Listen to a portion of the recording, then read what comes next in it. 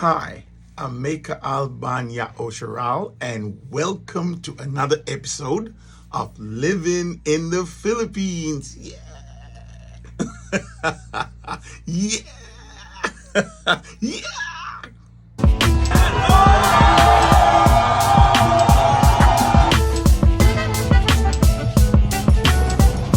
Eat the banana, eat the banana.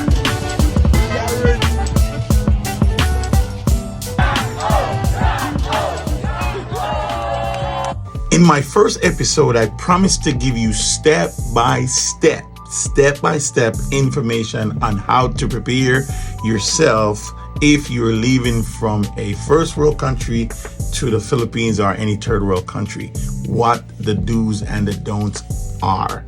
So we're going to start today by just going through how to prepare for that transaction, how to prepare your mind for the move. Well, you must understand, ladies and gentlemen, that whatever decision you've made to move to the Philippines or to move to a third world countries, there are some things that you need to know, and you must do your due diligence. In due diligence, I'm talking about studies. You can't just pack up your stuff and just decide, I'm going to go to a foreign countries. You need to learn about the country. You need to learn about its people. You need to learn about its government. You need to learn about its dollars, its currencies. You need to know a lot about the country, the area you're going to stay in, the do's and the don'ts. You need to understand the laws, how they treat foreigners, etc., etc. All this is important to getting your mind ready for your departure. This includes planning. Oh, I can't tell you enough. This includes planning. You must know what you're getting into. You must understand it, because it's not like where you're from. The country where you're from, for me, from the United States, right? You know, when I was coming to the United States, I came by way of Jamaica. I'm Jamaican. I was born in Jamaica. I was born in Jamaica, right? So when I came here, I was kind of prepared. When I came to the United States, I was kind of prepared because I had families that was here. My mother, my grandmother's cousins, friends. I had people that was here, and I kind of, you watch a lot of American movies, so you kind of like see the place. As a matter of fact, when I was coming to America, we were going to live on Park Place. Now, if you know anything about Monopoly, we say Monopoly back home. If you know anything about Monopoly, Park Place is one of the richest plot on the Monopoly. So when I heard Park Place, I thought we were gonna live. We hit the jackpot. We were gonna live in an area that was rich, until we realized, no, that's not what it is. So learning and understanding about where you're going to live is very, very important. Which part of the city you're going to live is very, very important. If you have children, and then you're going to send them to school, you want to know all these things, where you're going to live. You want to do your due diligence. That's that right? Due diligence. So let's start with planning. All right, let's start with planning. How are you planning? For instance, savings. Cash is king. Let me say this.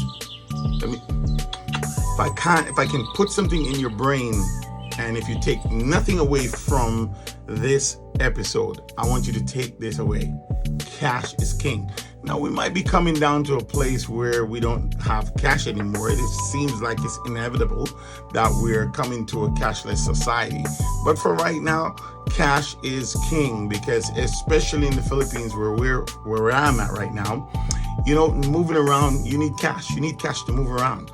You can't go into the cabin, swipe a card. It doesn't work like that, right? So if you need to get around and you don't have wheels, you got to get a cab. You got to pay them money, right? And most of the things you buy today, you got to do money. Like some of these used car lots, they don't take the card, so you have to have the money.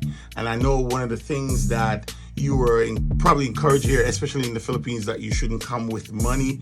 You shouldn't come with a lot of money. I say bring as much money as you can bring. I'm going to tell you why. Because cash is king. Say it with me. Cash is king. Say it with me. One thing I see that would be the biggest for you is this. Family. You're leaving some people behind. Maybe you have a business. maybe you're a boss, maybe you're needed in your work, or you're a very important personnel in your work. You're going to leave some people behind. This is something that you have to prepare for in your heart. You have to prepare for in your mind. You got loved ones, you got family members, friends, business partners. You're going to have to leave them behind if you're pursuing the opportunity to come and live in a foreign country. You're going to leave some people behind. But know this, you may be leaving them behind physically, but you're really not leaving them behind.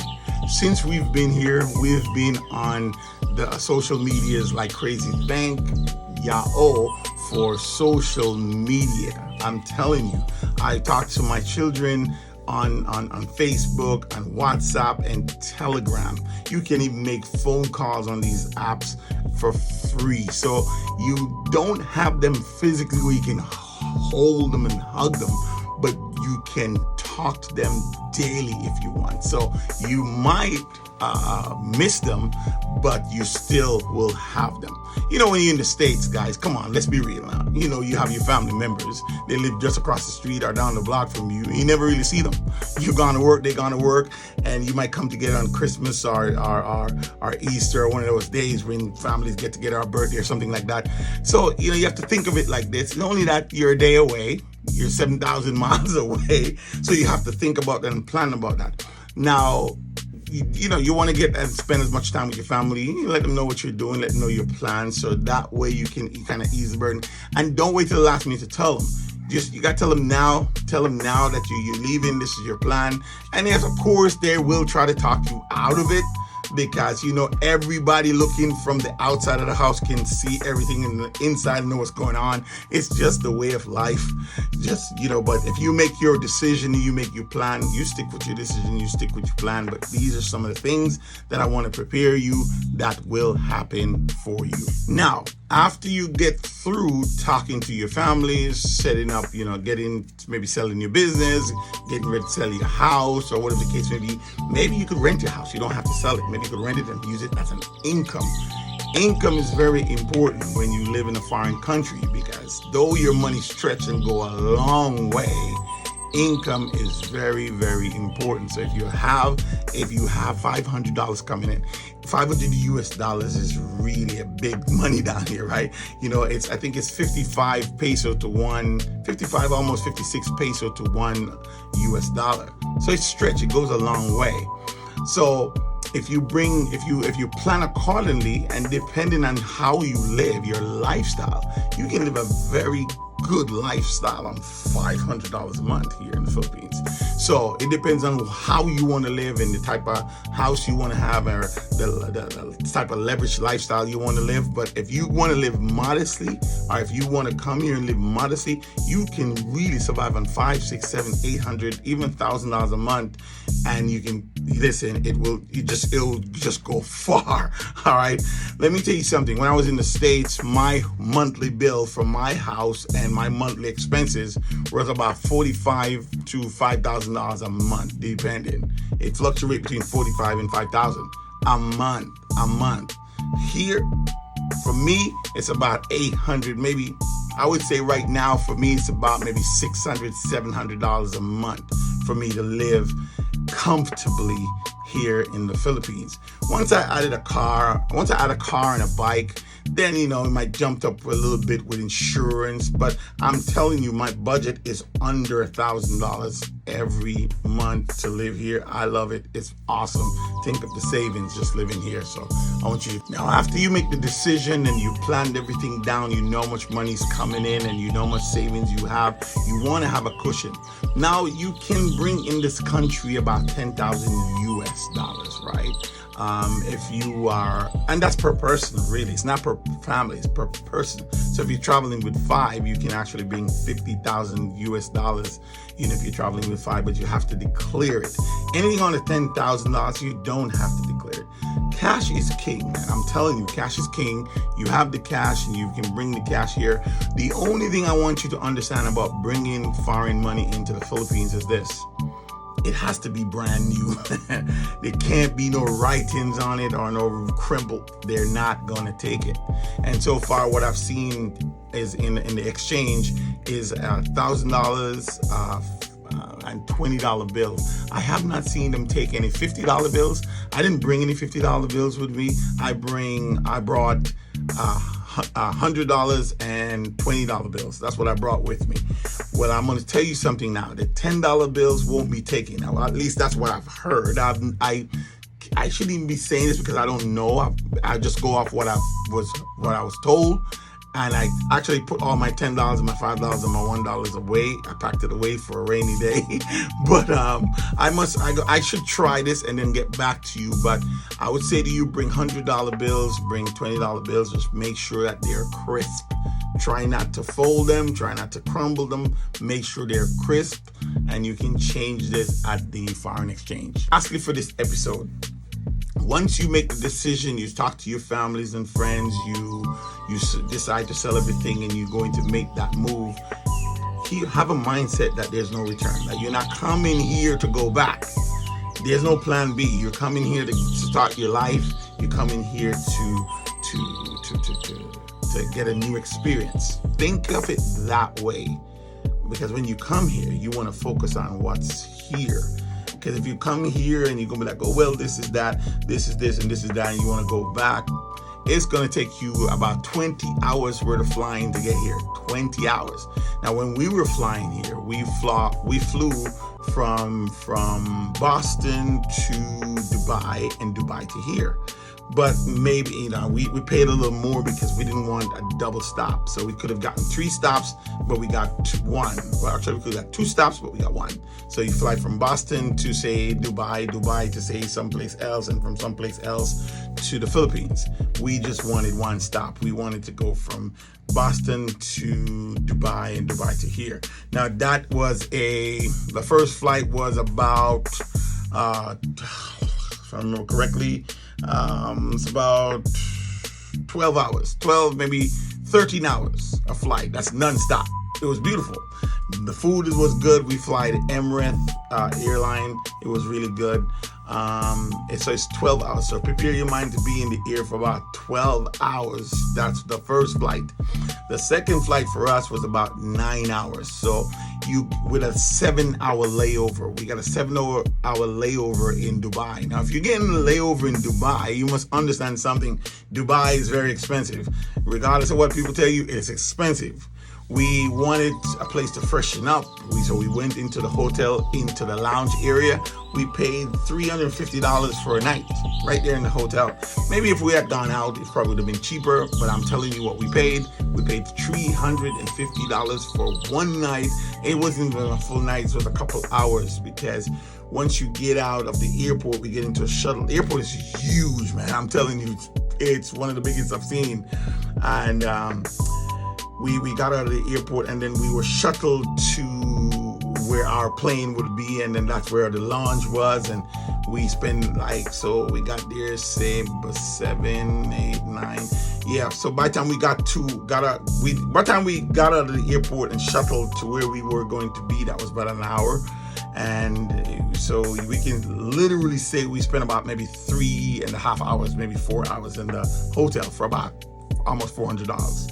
All right, so plan accordingly. If you can book those rest area, hotel, if you can book those in the state before you come, that would be best for you, because then you might pay a little bit more. And even for your suitcase, you can bring more than one suitcase depending on the flight. It was 3 of us, we brought about 13 suitcases. All right, and you pay a little extra for it. With the flight that we had and the promotion that we had, we were able to bring 2 suitcases and 1 carry-on. 2 suitcases and 1 carry-on. Got to be 50 pounds. Anything over 50 pounds for the suitcase, you're gonna pay a heavy dividend. So try to make sure it's in 50. Bring extra like a duffel bag, just in case you're over, because trust me, it's better to put another bag than to pay that extra money. Also, you can call beforehand. You can get onto the plane. You can say, I want to bring XYZ amount of luggage, and you'll get a greater discount than you would if you just show up with extra luggage. You're going to pay about $250 per luggage if you just show up at the airport. But if you call ahead of time, one of those luggage might be $150. So you might save. So that's how we end up bringing those luggage. We end up saving and bring 9. So what we got there, we had some overload, but we brought the duffel bag, and because of that, we were able to pay. And we paid $225, I think we paid. All right, so be mindful of that. Outside of that, that's all I have for you right now.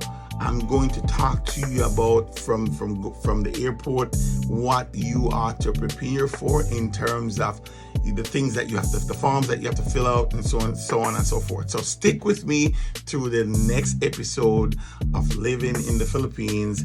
We're going to talk about what you need to prepare for going forward. So make sure all of which I just, divulged to you, make sure those things are on point.